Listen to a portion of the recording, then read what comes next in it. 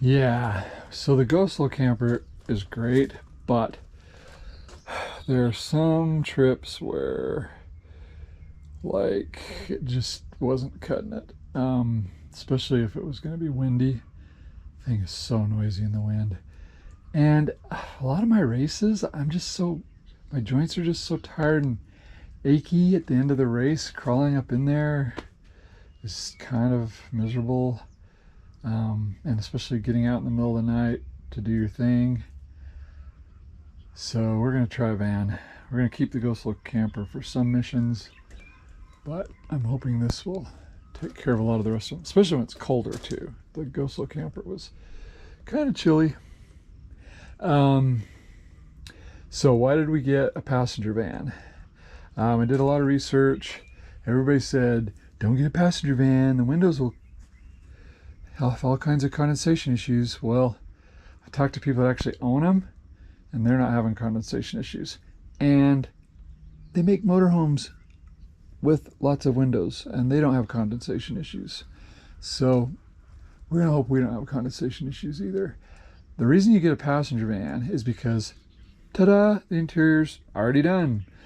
You don't have to insulate it. You don't have to put windows in. You don't have to put the finish walls and ceiling on. Everything's done for you.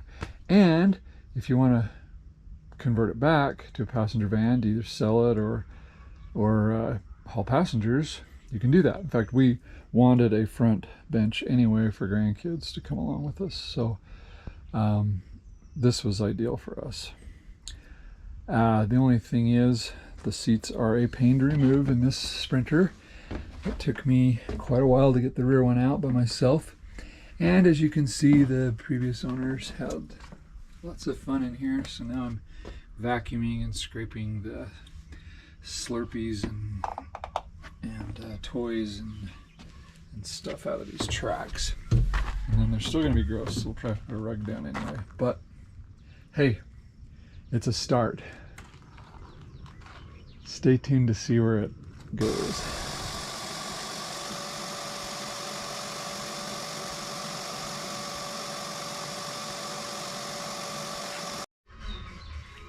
All right, we have a blank canvas here, both figuratively and literally. I'm going to sketch out some ideas.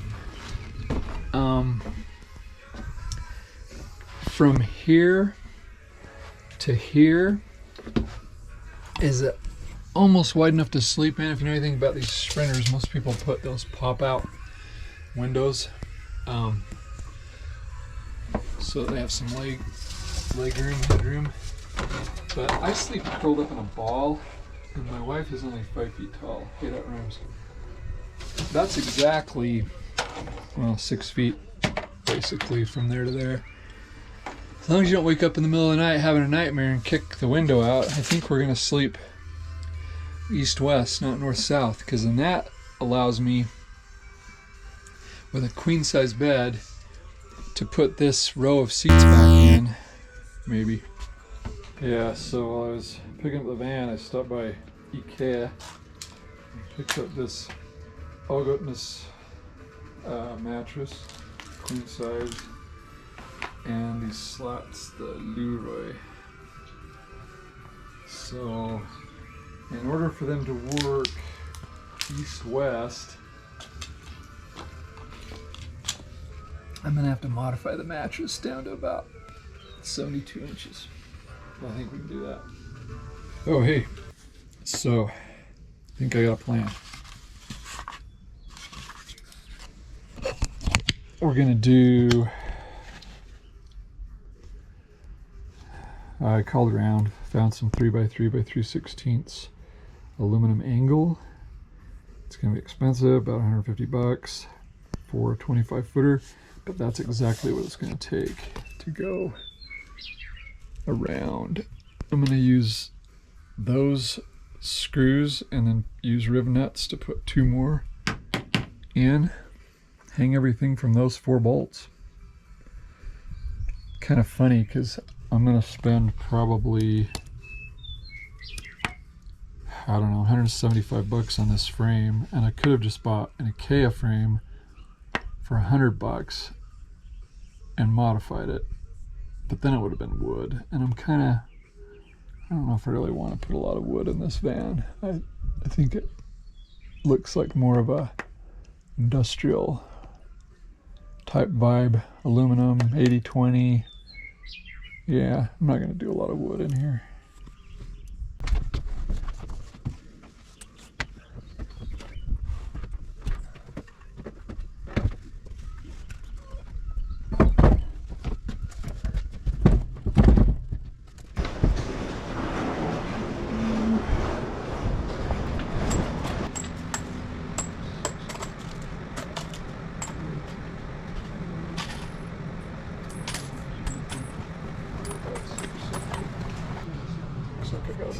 Well, 300 schmackers for everything I need for the bed frame. I probably should have just gone with the IKEA frame and modified it. Oh well.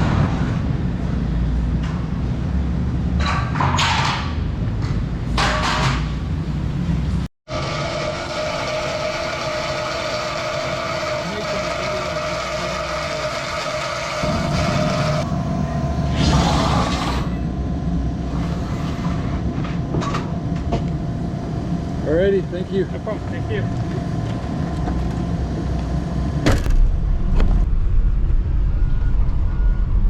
Pulling to Adventure's last stop here. I didn't even know where the fuel filler is on this thing. Those crafty Germans hid it. It's right here.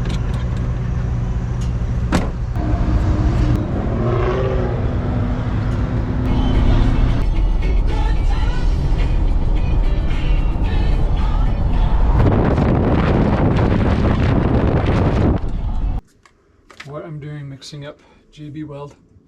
Well, I couldn't find a riv nut in town to go in this hole, and so I'm going to just try JB welding this weld nut in there. I mean, what could possibly go wrong, right?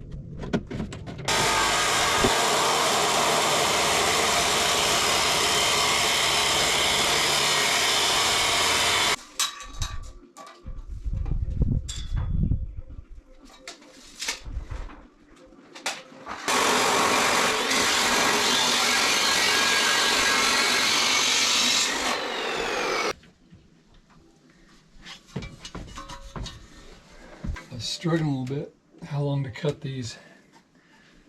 That IKEA slat platform I bought is bowed, so obviously as you push the bow out they get a little bit wider, so they measure 60 inches when they're relaxed, but when they're compressed I don't know what they're going to be, so I just threw in an extra inch. We'll see what happens.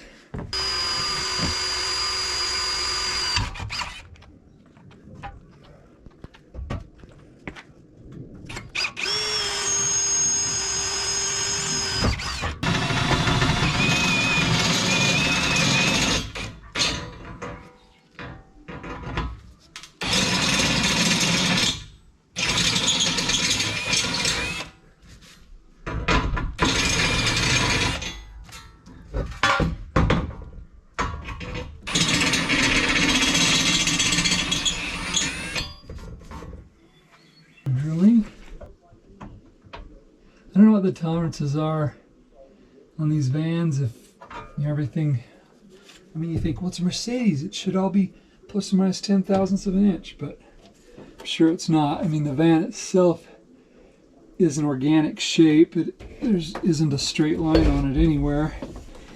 And even if it was straight everywhere, it twists the frame, I'm sure, twists as you go down the road. So you don't want to over constrain yourself either.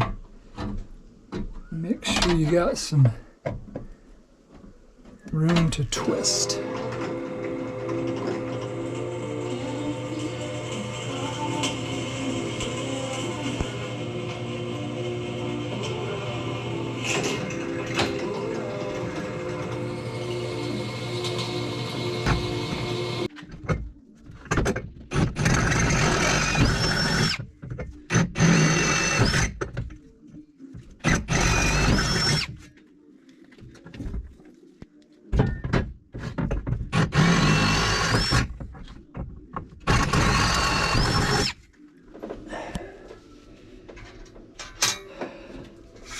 These cadmium cheap fasteners are just temporary. I'm gonna paint everything black and then put probably some black oxide countersunk heads so that the heads don't stick up. It's just for the test fit.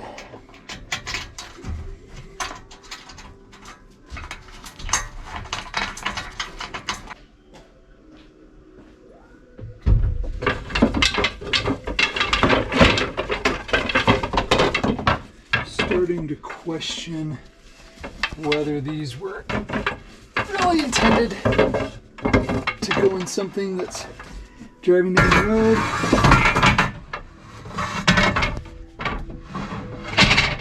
We'll find out, I guess.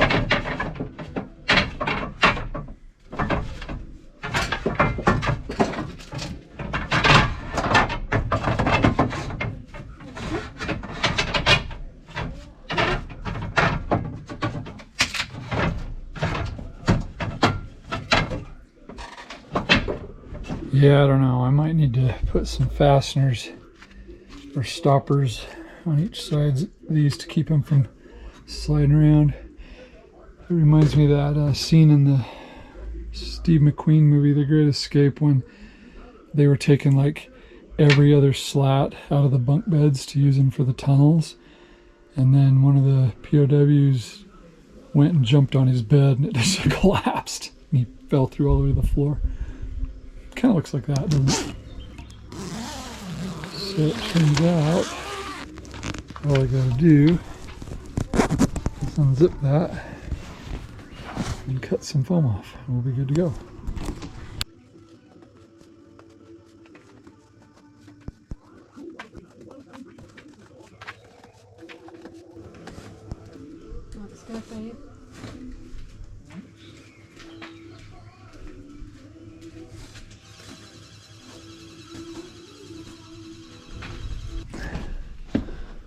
Okay, there you have it, bed frame in a day.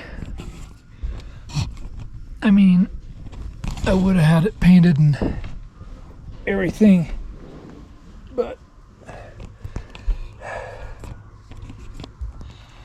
took me like 3 hours just to get the stupid seats out of here so I could get started. So I'll call it a day. All right, here we are, Mount Hood. Hopefully headed up there.